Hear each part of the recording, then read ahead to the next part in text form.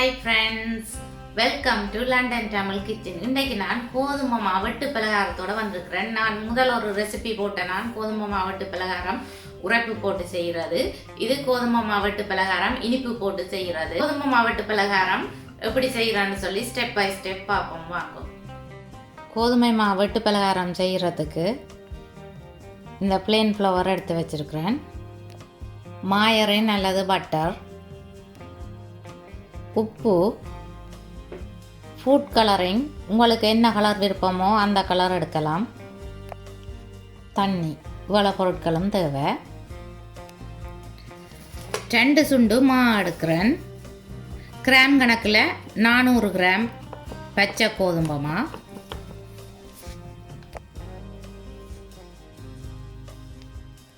எடுத்து வச்சுக்கிற கோதுமை மாக்குள்ள உப்பு போடுறேன். 1 டீஸ்பூன் உப்பு. நீங்கள் உங்களுக்கு தேவையான அளவு உப்பு போடுங்க. 2 டீஸ்பூன் மாயரின், ஃபுட் கலரிங் போடுறேன். எல்லாத்தையும் சேர்த்து மிக்ஸ் பண்ணுறேன். இந்த ஃபுட் கலரிங்கை நீங்கள் மா குழைக்கேக்கிலேயே போட்டு குழைச்சிங்கள்னு சொல்லி சொன்னால் தான் வடிவாக மிக்ஸ் பண்ணப்படும். மாவை குழைச்சிட்டு ஃபுட் கலரிங்கை போட்டு மிக்ஸ் பண்ணினீங்கள்னு சொல்லி சொன்னால் வடிவாக மிக்ஸ் பண்ணப்படாது.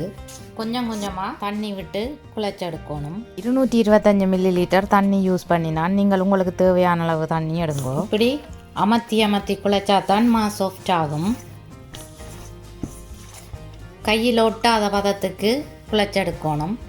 கையில் ஒட்டையில் இந்த மாவை இப்படியே 1 மணித்தியாலத்துக்கு விடணும். அப்போ தான் இந்த மா சாஃப்ட் ஆகும். குழைச்சி வச்ச மா 1 மணித்தியாலத்துக்கு பிறகு இப்படி சாஃப்டாக இருக்குது பாருங்க. இந்த மாவில் கொஞ்சத்தை எடுத்து உருண்டையாக்கிட்டு கட்டிங் போட்டில் மா போட்டு பரவி வச்சிருக்கிறேன். கிணக்க மா போட்டிங்களன்னு சொல்லி சொன்னால் இந்த வெட்டு பலகாரத்தை பொரிக்கேக்கில்ல அது எண்ணெய்க்குள்ள போய் எண்ணெய் கருத்திடும்.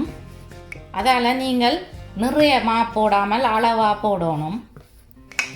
நல்லா மெல்லிசாக உருட்டி எடுக்கணும். இப்போ நல்லா மெல்லிசாக உருட்டி எடுத்துட்டேன். இந்த சைட்டில் பார்த்தீங்களான்னு சொல்லி சொன்னால் தெரியும் அவ்வளோ மெல்லிசாக இருக்குதுங்க. பீஸா கட்டர் அல்லது கத்தியால் உங்களுக்கு விருப்பமான ஷேப்பில் நீங்கள் வெட்டி எடுக்கலாம். நான் ஒரு டைமண்ட் ஷேப்புக்கு வெட்டி எடுக்கிறேன். அடுப்பை மீடியம் ஹீட்டில் ஒன் பண்ணி விட்டுட்டு எண்ணெயை கொதிக்க வச்சுருக்கிறேன். எண்ணெய் கொதித்து வந்த பிறகு வெட்டு பலகாரத்தை போடுறேன். போட்ட உடனே கிளறக்கூடாது. கொஞ்சம் நேரத்தால் கிளறி விடுறேன். எப்படி பொங்கி வந்திருக்குதுன்னு பார்த்தீங்களா? இந்த வெட்டு பலகாரத்தை இடைக்கிட கிளறி விட்டீங்களன்னு சொல்லி சொன்னால் தான் 2 சைட்டும் பொரிஞ்சு வரும்.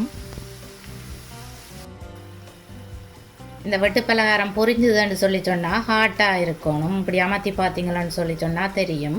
நசிஞ்சுதுன்னு சொல்லி சொன்னால் நீங்கள் இன்னும் கொஞ்சம் நேரம் பொரிய விடணும். இது பொரிஞ்சிட்டுது, நான் வடிச்செடுக்கிறேன். இந்த வெட்டு பலகாரம் பொரிஞ்சிட்டுதுன்னு சொல்லி சொன்னால் எண்ணெயும் நுரையடங்கி இருக்கும். மாவை குழைச்சா பிறகு கலர் போட்டு மிக்ஸ் பண்ணினீங்களா இப்படி டபுள் கலராக தான் வரும். வடிவாக மிக்ஸ் பண்ணப்படாது. வெட்டு பலகாரம் பொரிச்செடுத்தாச்சு. இனி சீனி பானி காய்ச்சி ஊற்றணும். அடுப்பை ஆன் பண்ணி மீடியம் ஹீட்டில் விட்டுருக்கிறேன். 200 கிராம் சீனி எடுத்து வச்சுருக்கிறேன். உங்களுக்கு கூட இனிப்பு வேணுமென்று சொல்லி சொன்னால் நீங்கள் 250 கிராம் சீனி எடுக்கலாம். 50 ml தண்ணி விட்டு சீனி பானி காய்ச்சி எடுக்கிறேன். முதல் சீனி நல்லா கரையணும். சீனி கரைஞ்சிட்டுது. இப்படி பொங்கி நுரையாக வரும். இனி நாங்கள் ஒரு கம்பி பதம் வருந்தனைக்கும் இந்த சீனி பானியை காய்ச்சி எடுக்கணும். 2 முறையில் செக் பண்ணலாம். சீனி பானி காய்ச்சப்பட்டுட்டு பார்க்குறதுக்கு நீங்கள் ஒரு தண்ணிக்குள்ள இந்த சீனி பானியை விட்டு பார்த்தீங்களன்னு சொல்லி சொன்னால் கரையாமல் அப்படியே இருக்கும். இந்த கிளாஸுன்ற அடியில் பார்த்தீங்களன்னு சொல்லி சொன்னால் சீனி பானி அப்படி அடியில் இருக்குது. ஒரு கம்பி பதத்துக்கு வந்துட்டுதோன்னு சொல்லி பார்ப்போம். ஒரு நூல் மாதிரி சீனி வந்திருக்குது பார்த்தீங்களா தெரியும். அறாமல் அப்படியே நிற்கணும். இப்படி நூல் மாதிரி. இதுதான் ஒரு கம்பி பதம். அடுப்பு ஆஃப் பண்ணுறேன். சீனி பானியை வெட்டு பலகாரத்துக்குள்ள விட்டு மிக்ஸ் பண்ணுறேன்.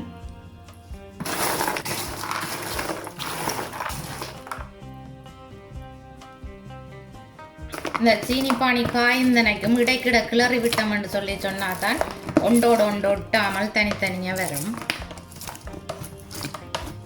ஒரு 5 அல்லது 10 மினிட்ஸுக்கு ஒருக்கா இடைக்கிட கிளறி விடுவோம்.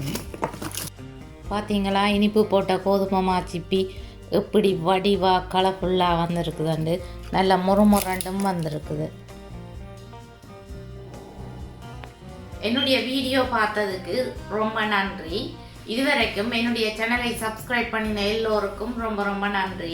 இந்த ரெசிபியை நீங்களும் ட்ரை பண்ணி பார்த்து எப்படி வந்தான்னு சொல்லி எனக்கு கமெண்ட் போடுங்க. மீண்டும் இன்னும் ஒரு அமேசிங்கான ரெசிபியில் உங்களை சந்திக்கும் வரை உங்களிடமிருந்து விடைபெறுவது உங்கள் மதி.